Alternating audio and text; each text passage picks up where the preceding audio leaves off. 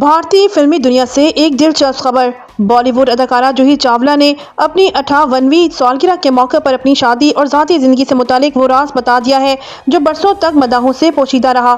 जूही चावला ने इंकशाफ किया है कि उन्होंने भारतीय अरबपति बिजनेसमैन जिम मेहता के साथ शादी को 6 साल तक खुफिया रखा और इसकी वजह उनका तेजी से आगे बढ़ता हुआ फिल्मी कैरियर था। अदाकारा का कहना है कि 90 की दहाई में कयामत से कयामत तक डर, इश्क और दीगर फिल्मों के बाद वो बॉलीवुड में मजबूत मकाम बना रही थी।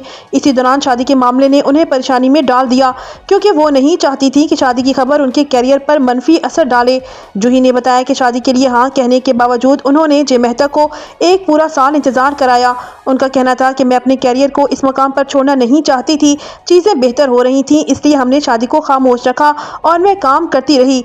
अदाकारा ने बताया कि शादी से पहले जे मेहता रोजाना उन्हें खत लिखते थे, लेकिन शादी के बाद ये सिलसिला रुक गया। वो कहती हैं कि पहले हम एक दूसरे को खतूत और कार्ड भेजा करते थे, अब सब ईमेल्स और व्हाट्सएप हो गया है।